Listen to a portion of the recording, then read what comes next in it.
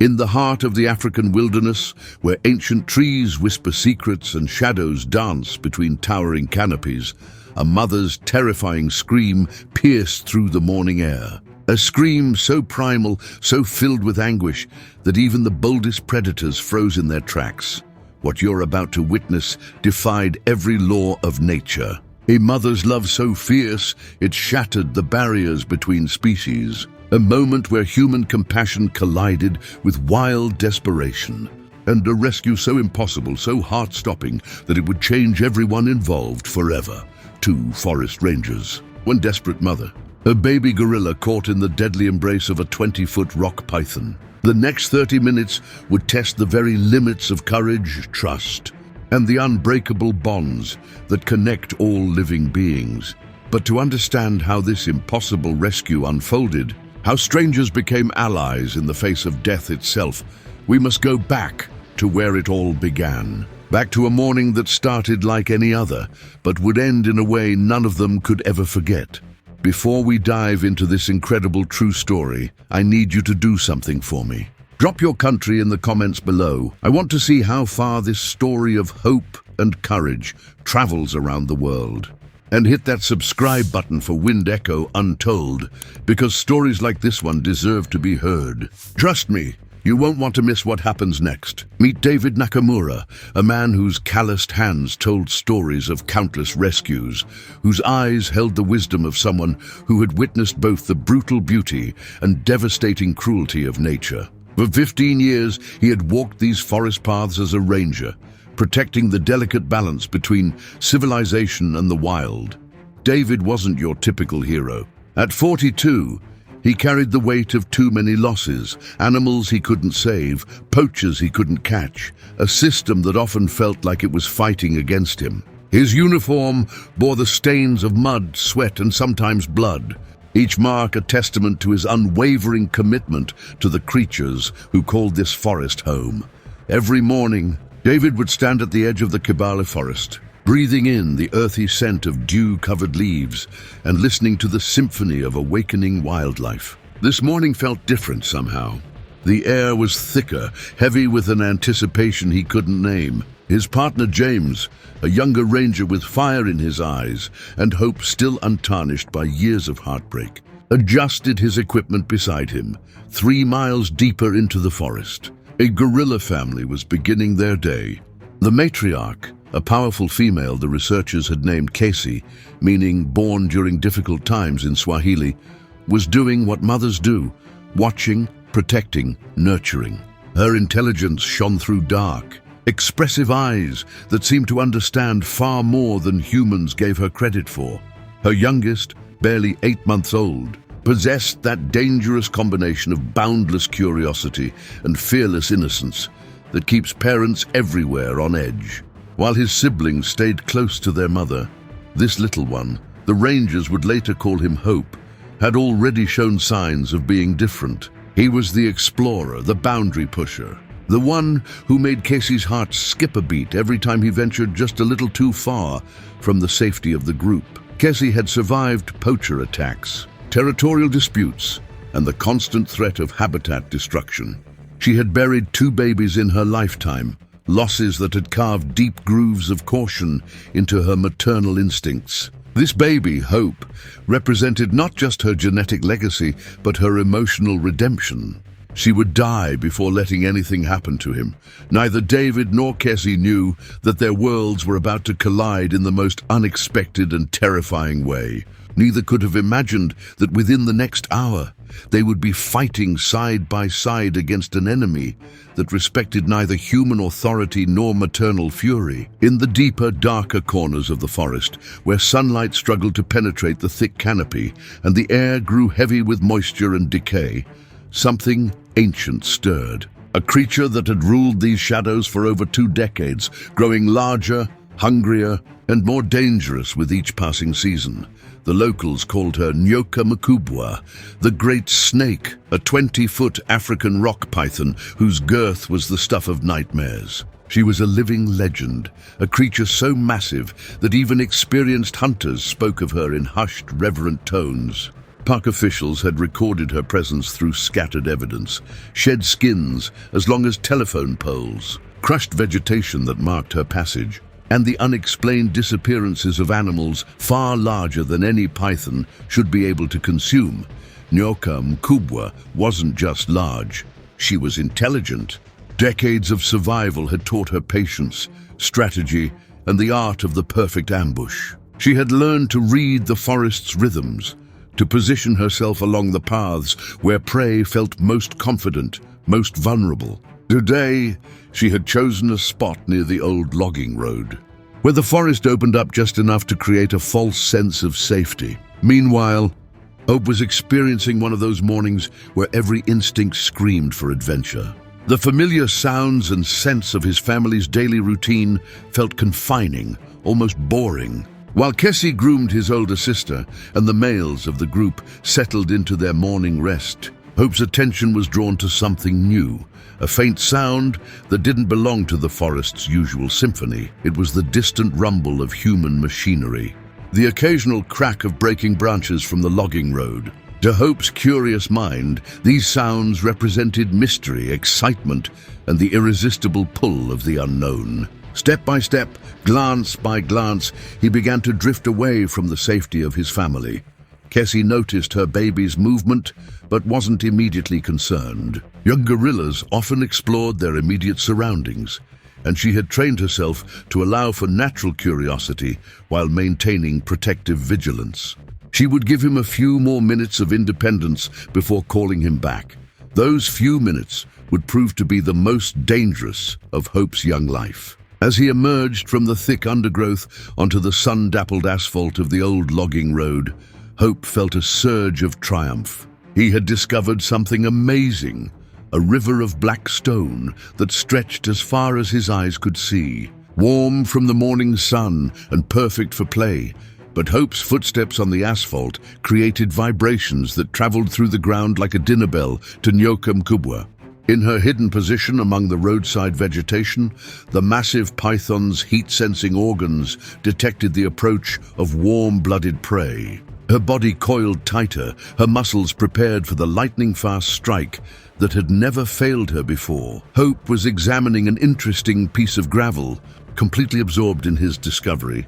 When death struck from the shadows, the attack was so fast, so brutally efficient, that Hope barely had time to register what was happening before 20 feet of pure muscle wrapped around his small body like a living nightmare.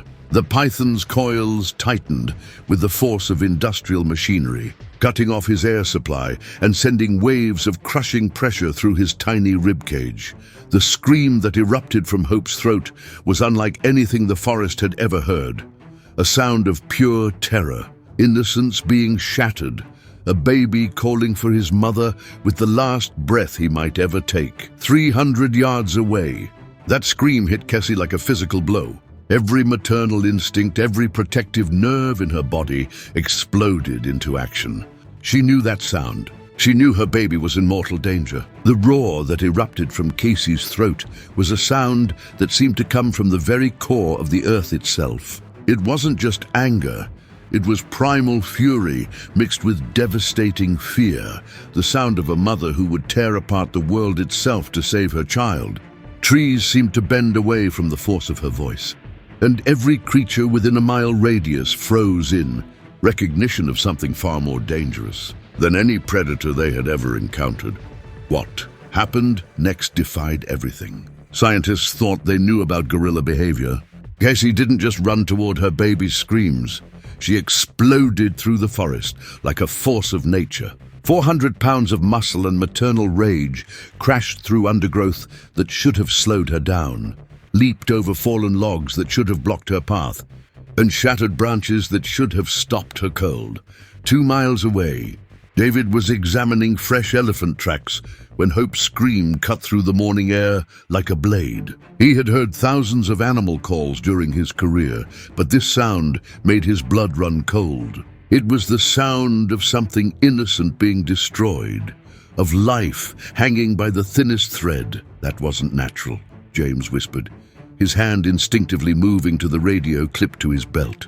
But David was already moving, his experienced ears having pinpointed the direction of the scream with deadly accuracy. "Python," David said grimly, his pace shifting from a walk to a run. "Big one by the sound of it. And whatever it caught is still alive." What followed was a desperate race against time through terrain that seemed designed to kill hope. Thorned vines tore at their clothes. Hidden roots sent them stumbling, and the oppressive humidity made every breath feel like drowning in slow motion. But David and James pushed forward, driven by the knowledge that somewhere ahead of them, something was dying, and they might be the only ones who could prevent it. Back on the logging road, Hope's world had narrowed to a nightmare of crushing pressure and the inability to breathe. The python's coils tightened with methodical precision, each constriction calculated to bring him closer to unconsciousness, closer to the moment when his small heart would finally give up the fight. But gorillas, even baby gorillas, are incredibly resilient creatures. Hope's survival instincts kicked in with surprising strength. Instead of panicking completely, some deep part of his young mind focused on one simple goal: stay conscious, keep breathing, wait for help. His small hands pushed weakly against the python's scales, not with any hope of escape, but with the stubborn refusal to surrender that runs in gorilla DNA. Nyoka Makubwa had performed this ritual hundreds of times before. She could feel the young gorilla's heartbeat slowing, could sense his struggles growing weaker. Soon, very soon, he would go limp, and she could begin the long process of swallowing her prize. She had no reason to expect this hunt to be any different from all the others. That expectation shattered when Cassie exploded from the forest like an avenging angel. The sight that greeted Casey on the logging road would have broken a weaker soul. Her baby, her precious hope, wrapped in the crushing embrace of the largest python she had ever seen, his small face already beginning to turn blue from lack of oxygen.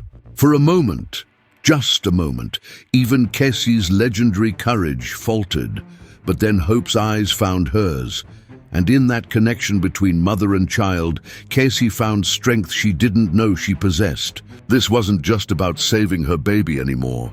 This was about proving that love could overcome any obstacle, that maternal fury could topple even the most ancient and powerful forces of nature. Cassie's first attack was pure instinct and raw emotion.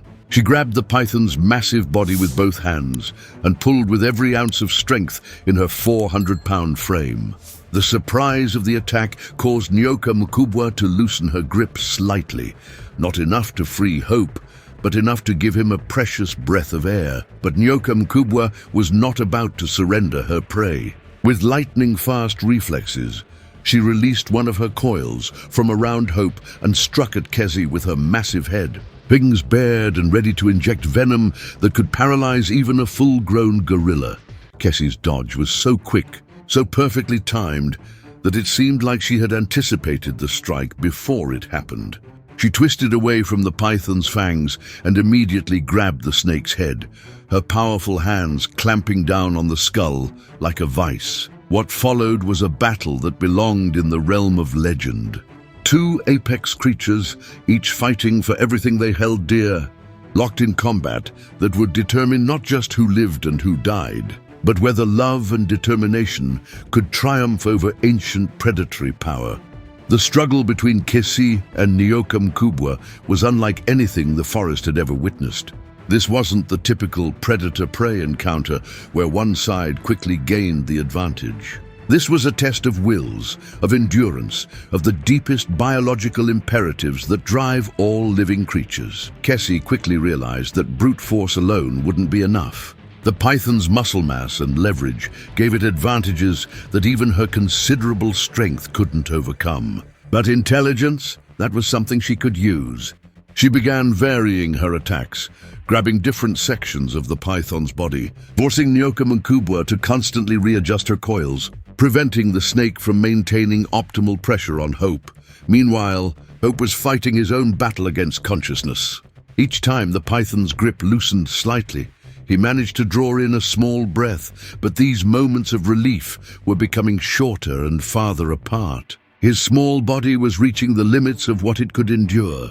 the sounds of the epic battle, Casey's roars of fury, the python's angry hisses. The crash of bodies against asphalt and vegetation created a sound trail that David and James followed like a compass. But as they got closer, the sounds told a story that filled them with dread. "Whatever's happening up there," James panted as they pushed through a particularly thick section of undergrowth. "It's not going well for someone."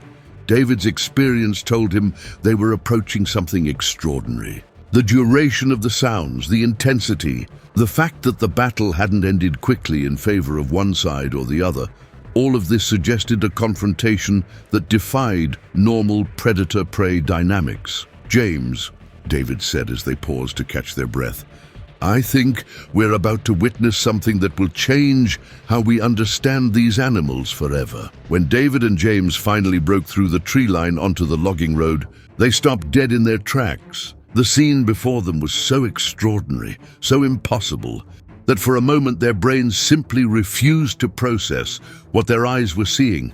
A massive python, larger than any either ranger had ever encountered, was locked in mortal combat with a female gorilla. But this wasn't a typical attack and defense scenario. The gorilla was fighting with tactical intelligence, using strategies that seemed almost human in their sophistication. Then they saw Hope, and everything clicked into place. This wasn't just a random encounter between two powerful animals. This was a mother fighting for her child's life, and she was willing to die in the attempt. "Sweet Jesus," James whispered. "How long has this been going on?" David found himself facing a decision that went against every protocol he had ever been taught. Park regulations were clear: never interfere with natural predation events. Let nature take its course. Maintain professional distance.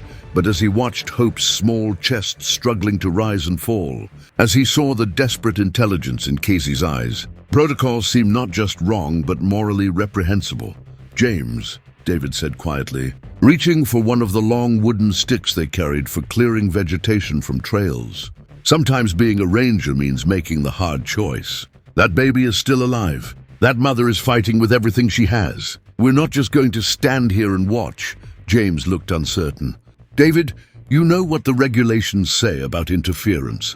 If headquarters finds out, then we make sure they don't find out," David replied grimly. "But I'm not watching a baby die when I can do something about it. Are you with me?" James looked at Hope, then at Casey, then back at David. Some decisions transcend regulations, transcend career concerns, transcend everything except the simple moral imperative to help when help is desperately needed. "What do you need me to do?" James asked, reaching for his own wooden staff. David studied the battle, his mind racing to find a strategy that wouldn't get them killed while actually helping the situation. The python was focused entirely on maintaining its grip on Hope while fending off Casey's attacks. If they could coordinate with the mother gorilla, if they could somehow communicate their intentions. "We go for the coils around the baby," David said. "We don't attack the python's head. That's Casey's fight. We focus on loosening the grip around the small one. Casey seems to understand that we're here to help, not hurt." What happened next would be talked about in ranger stations across Africa for years to come. David and James approached an active predation event, inserted themselves into a battle between two of nature's most powerful creatures, and somehow managed to communicate their peaceful intentions to a wild gorilla in the midst of the fight of her life. The moment that changed everything came when Casey looked directly at David and James, assessed their body language, their focus on her baby rather than on her, and made a decision that demonstrated intelligence that science was only beginning to understand. She shifted her attack pattern to give them access to the python's coils around Hope. It was a silent pact between species, an agreement forged in desperation and hope. Casey would keep the python's attention focused on her, preventing Nyoka Makubwa from striking at the humans. David and James would work to free Hope from the crushing coils, but even with cooperation, the physics of the situation were daunting. Python coils don't simply unwrap, They maintained constant crushing pressure through muscular tension that can exceed 150 pounds per square inch. Simply pulling on the coils could actually increase the pressure on Hope, potentially killing him faster. This was where David's 15 years of experience became crucial. He had dealt with python attacks before, though never one of this magnitude. He knew that the key was to attack the snake's leverage, to force it to redistribute its coils in ways that created opportunities for escape. James, when I say now, you push your stick under the coil closest to the baby's chest and pry upward. I'm going to do the same thing on the other side. We lift together, create a gap, and hope the baby has enough strength left to help us get him out. The next few minutes would test every assumption anyone had ever made about interspecies cooperation, about the limits of parental love, and about what ordinary people could accomplish when faced with extraordinary circumstances. As the coordinated rescue effort took shape, each participant understood their role in this unprecedented alliance. Kessie maintained her relentless assault on Nyoka Mkubwa's head and upper body, her powerful arms working like pistons to keep the python's attention divided. Every time the massive snake tried to redirect energy toward tightening her coils around Hope, Kessie would deliver another crushing blow that forced the predator to defend herself instead. David and James moved with the careful precision of surgeons performing life-saving surgery. They had one chance to get this right. If they failed, if their intervention somehow made Hope's situation worse, they would have to live with the knowledge that their good intentions had led to tragedy. The wooden staves they carried were never intended for python combat. But desperation makes engineers of us all. David positioned his staff beneath the lowest coil around Hope's torso, while James worked his way to the opposite side. The coordination required was extraordinary. They had to lift simultaneously, with equal pressure, creating just enough space for Hope to breathe, without triggering a defensive tightening response from Nyoka Mkubwa. Hope himself seemed to understand that this was his moment. Though weak and barely conscious, his survival instincts kicked into overdrive. As soon as David and James created the first small gap in the python's coils, Hope began working his tiny arms and legs, not fighting wildly, but moving with surprising strategic intelligence for such a young creature. Nyoka Mkubwa found herself in an impossible situation. For the first time in her long life, she was facing coordinated opposition from multiple species working together. The female gorilla continued her relentless attack from above, while the two humans systematically undermined her killing grip from below. Her prey was actively contributing to its own escape, and every instinct told her that this hunt had gone catastrophically wrong. The python's first instinct was to flee, to abandon this impossible situation and find easier prey elsewhere. But Hope was so close to death, and Nyoka Mkubwa had invested so much energy in this hunt that abandoning it now felt like accepting defeat. She was an apex predator, a creature that had never backed down from any challenge. She would not start now. This decision would prove to be her crucial mistake. With renewed fury, Nyoka Mkubwa attempted to simultaneously fight off Kessie's attack and tighten her grip on Hope, but dividing her attention between offense and maintaining the killing coils created exactly the opportunity that David and James needed. Now, David shouted, and both rangers threw their full weight behind their wooden levers. The gap they created was small, perhaps 6 inches at most, but it was enough. Hope, showing remarkable presence of mind for such a young animal, immediately rolled toward the opening, using his own body weight to help widen the escape route. For a moment, it seemed like the rescue would succeed. Hope was halfway free, his breathing was improving, and Kessie's continued assault was preventing Nyoka Mkubwa from responding effectively. Victory seemed within reach. Then the python played her final, desperate card. In a move that caught everyone off guard, Nyoka Mkubwa released her grip on Hope entirely and launched herself directly at David. 20 feet of enraged python, moving with the speed of a striking cobra, aimed directly at the human who had dared to interfere with nature's oldest laws.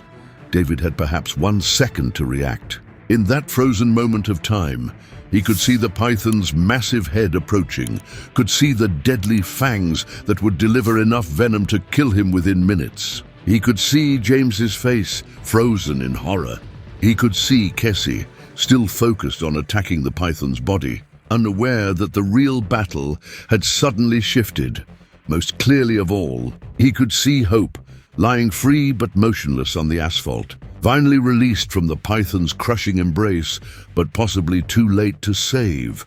In that split second, David made a choice that would define the rest of his life. Instead of diving away from Nyoka Mkubwa's attack, instead of prioritizing his own survival, he threw himself forward, directly into the python's path, using his own body to shield Hope from any possibility of recapture. The collision was devastating. David's 180 pounds of human flesh and bone met 20 feet of pure predatory muscle at full speed. The impact sent both of them rolling across the asphalt in a tangle of arms, coils, and desperate fury.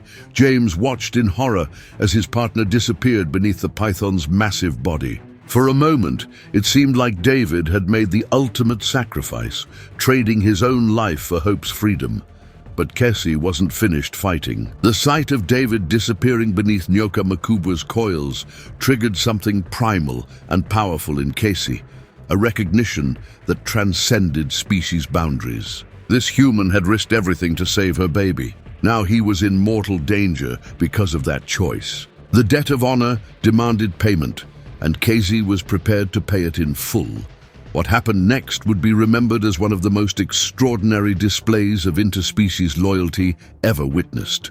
Kessie abandoned her defensive position near Hope and launched herself directly at the python's head with a fury that dwarfed even her earlier attacks. This wasn't just about protecting her own baby anymore.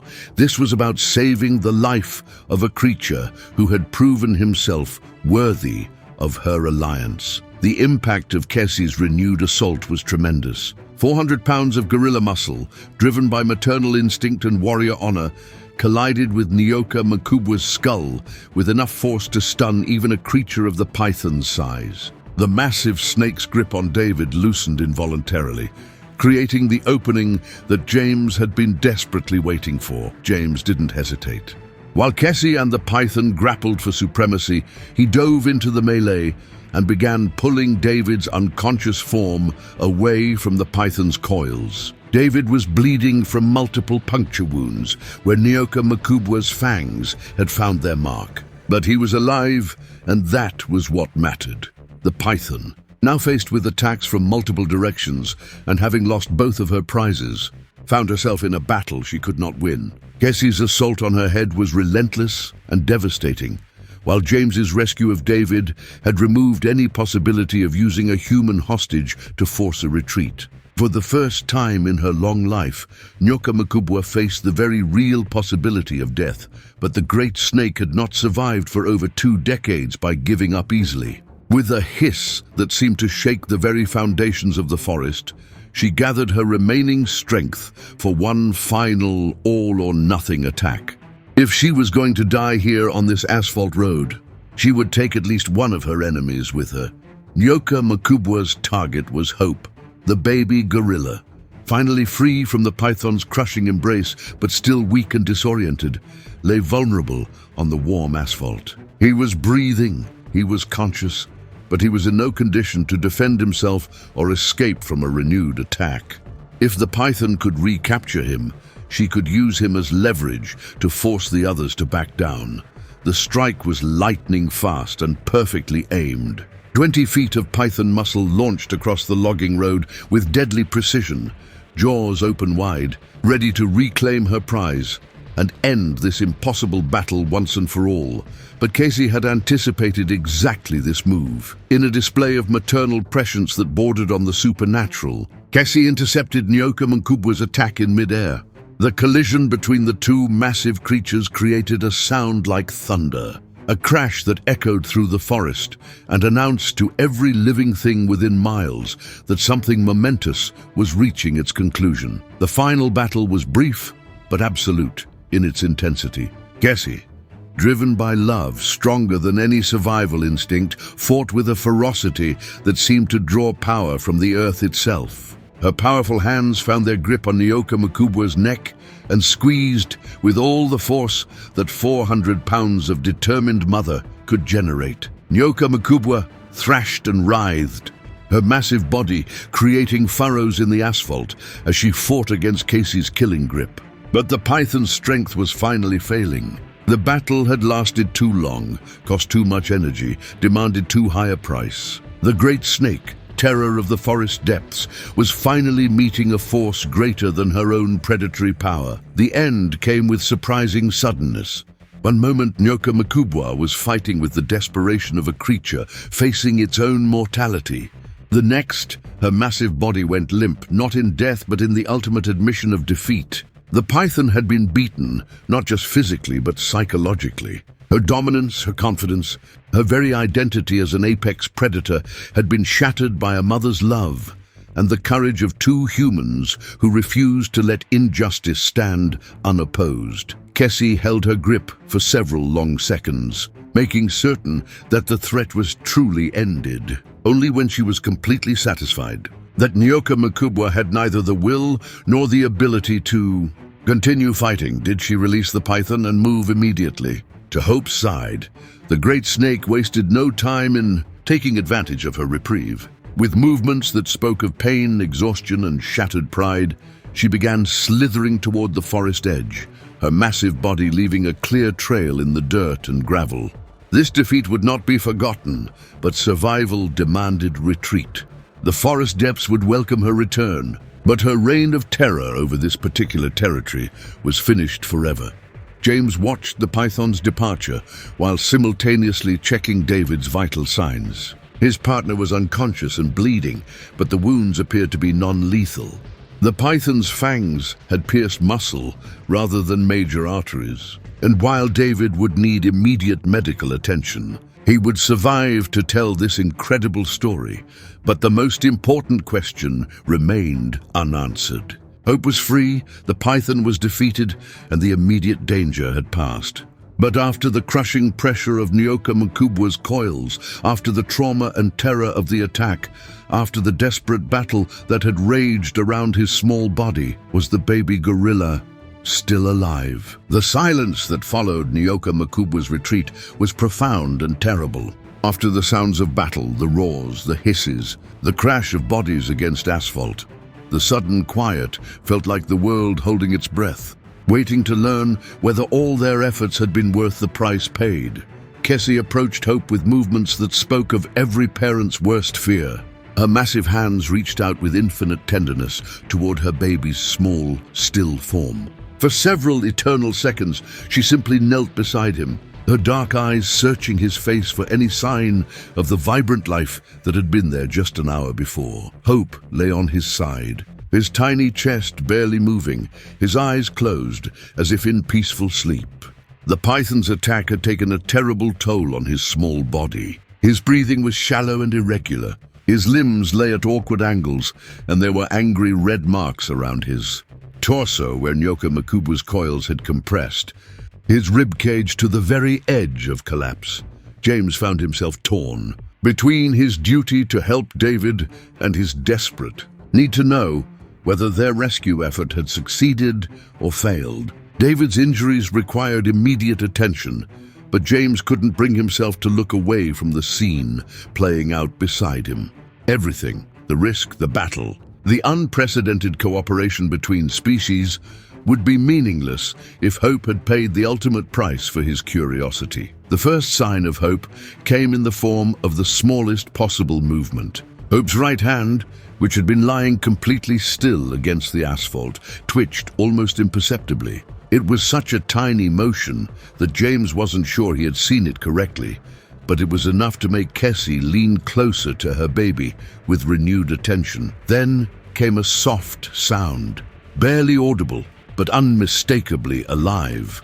Hope made a small whimpering noise, the kind of sound that baby gorillas make when they're uncomfortable but not in serious distress. It was the most beautiful sound any of them had ever heard. Cassie's response was immediate and overwhelming. She gathered Hope into her arms with a gentleness that seemed impossible from a creature capable of such devastating violence. Her huge hands cradled his small body as if he were made of spun glass, and from deep in her throat came a rumbling vocalization that needed no translation, the sound of a mother reunited with her child, of love triumphant over the darkest possible outcome. Hope's eyes opened slowly, focusing first on his mother's familiar face with an expression of confused relief. Then gradually his gaze took in James, the unconscious David, and the strange scene around them. There was no fear in his eyes as he looked at the two humans who had risked everything to save him, only the calm acceptance of a creature who understood, on some deep level, that these strangers were friends. James felt tears streaming down his face as he watched Hope's gradual return to full consciousness. The baby gorilla was weak, certainly, and would need time to recover from his ordeal. But he was alive, alert, and showing all the signs of the remarkable resilience that characterizes his species. David's recovery was slower but equally dramatic. As James worked to clean and dress his partner's wounds, David gradually regained consciousness with the confused disorientation of someone waking from a nightmare. His first words were a whispered question. "The baby, is the baby alive?" When James confirmed that Hope was not only alive, but showing strong signs of recovery, David closed his eyes and smiled with a satisfaction deeper than any professional accomplishment he had ever experienced. The bond that formed in those moments of shared relief was unlike anything any of them had experienced before. Gessie, still cradling Hope in her protective embrace, looked directly at both rangers with an expression that transcended species barriers. Her eyes held gratitude, yes, but also something more complex, recognition, respect, and the kind of trust that is earned only through shared danger and mutual sacrifice. What happened next would challenge everything the scientific community thought. They knew about gorilla intelligence and emotional capacity. Gessie, moving with deliberate purpose, approached David's prone form while still holding Hope securely. James tensed, uncertain what the large gorilla intended. But David raised a weak hand to signal that he wasn't afraid. Gessie stopped, just within arm's reach of David, and, in a gesture so human-like that it seemed impossible, gently touched his bandaged shoulder where Nyoka Makubwa's fangs had left their mark. The touch was brief, soft, unmistakably gentle, a moment of connection that said more than any human language could convey. Hope, perhaps inspired by his mother's example, or perhaps driven by his own instincts, reached out one small hand toward David's face. When the ranger didn't pull away, the baby gorilla touched David's cheek with the same gentle care his mother had shown, completing a circle of trust and gratitude that bound the four survivors together in an unbreakable bond. The journey back to the forest edge was slow and careful, with Gessie setting a pace that accommodated both Hope's weakened condition and David's injuries. James supported his partner while keeping careful watch for any signs that their presence might be causing stress to the gorilla family. But if anything, Gessie seemed to welcome their continued companionship, frequently glancing back to ensure the humans were keeping up and could provide help if needed. When they reached the area where Gessie's extended family had been foraging, another remarkable scene unfolded. The other gorillas, who should have reacted with alarm or aggression to human presence so close to their young, instead seemed to accept David and James as temporary members of their social group. The adult males maintained their vigilant watch, but showed none of the territorial aggression that typically characterized such encounters. Hope's siblings approached with careful curiosity, touching him gently, as if to reassure themselves that their brother was truly safe. The reunion was heartwarming to witness, but it also marked the moment when David and James knew their role in this extraordinary story was coming to an end. The goodbye, when it came, was as emotional as any parting between old friends. Gessie looked directly into David's eyes one final time, and in that gaze, he saw not just gratitude, but a kind of blessing, permission to carry this story forward. to share what they had witnessed with a world that desperately needed to understand the connections that bind all living things together. Hope, now much stronger and more alert, gave a small wave of his hand that could have been coincidence but felt like deliberate farewell. Then the gorilla family melted back into the forest depths, leaving David and James alone with their memories and the knowledge that they had been privileged to witness something that would change their understanding of the natural world forever. The walk back to the ranger station was conducted largely in silence, both men lost in thoughts too complex and overwhelming for immediate discussion. They had entered the forest that morning as protectors of wildlife, guardians of natural boundaries, enforcers of the separation between human and animal worlds.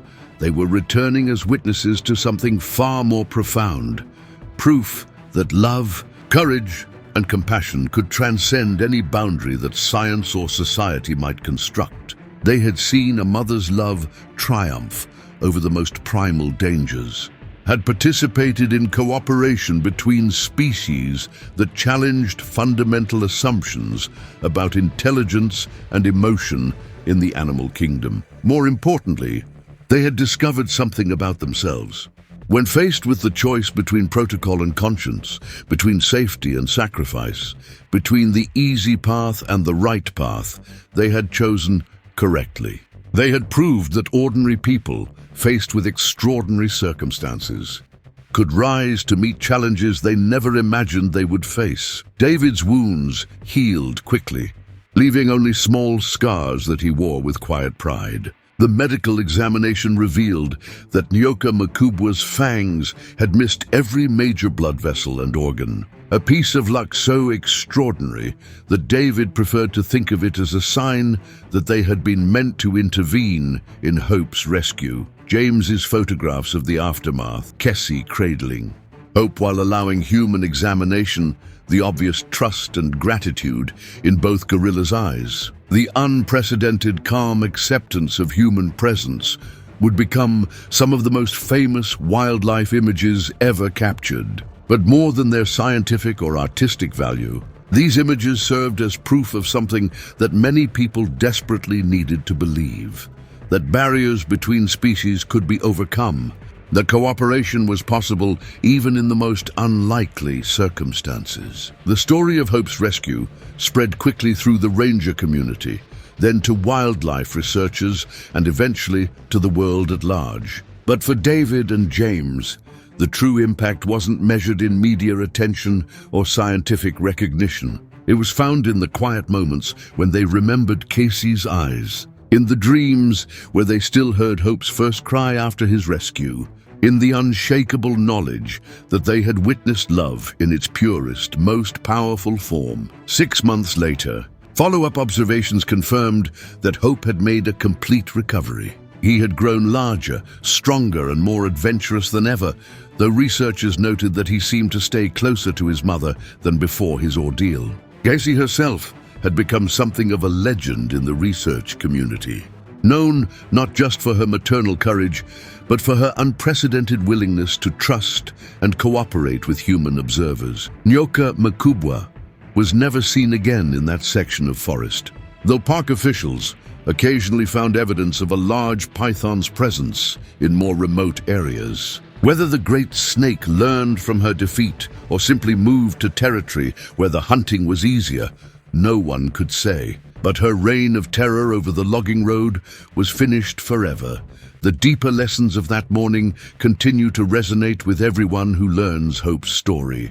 In a world that often seems divided by insurmountable differences, where cooperation feels impossible and understanding seems beyond reach, the image of a gorilla mother and 2 human rangers working together to save a baby's life offers something precious, proof that love is stronger than fear, that courage can triumph over the darkest circumstances, and that the bonds connecting all living things are far more powerful than the forces that drive us apart. David and James continued their work as rangers, but they carried with them a new understanding of what that work truly meant. They were not just protectors of wildlife or enforcers of regulations. They were guardians of the connections that make all life possible.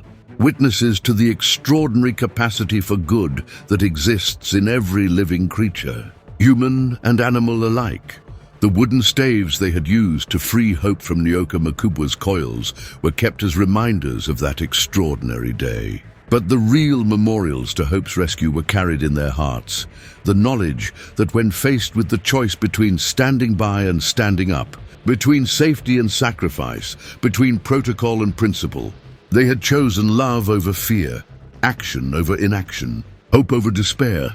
Hope's story is ultimately a story about all of us. It's about the choices we make when confronted with suffering we have the power to end. It's about the courage required to cross boundaries that society tells us are uncrossable.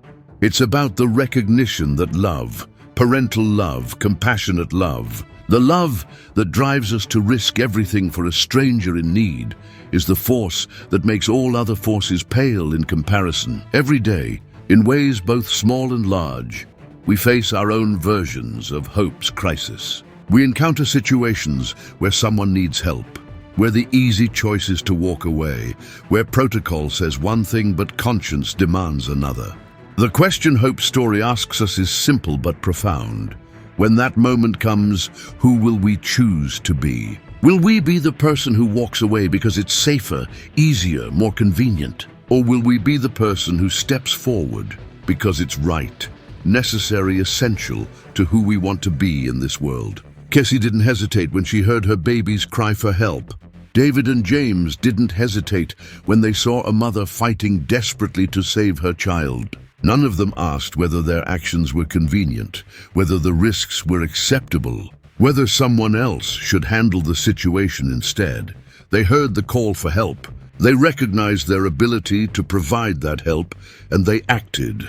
Everything else, the unprecedented cooperation, the miraculous rescue, the bonds that formed between species, flowed naturally from that simple decision to care more about what was right than about what was easy. That's the legacy Hope's story leaves us with. The reminder that extraordinary things happen when ordinary people refuse to accept that suffering is inevitable, that barriers are insurmountable, that someone else will always handle the hard choices.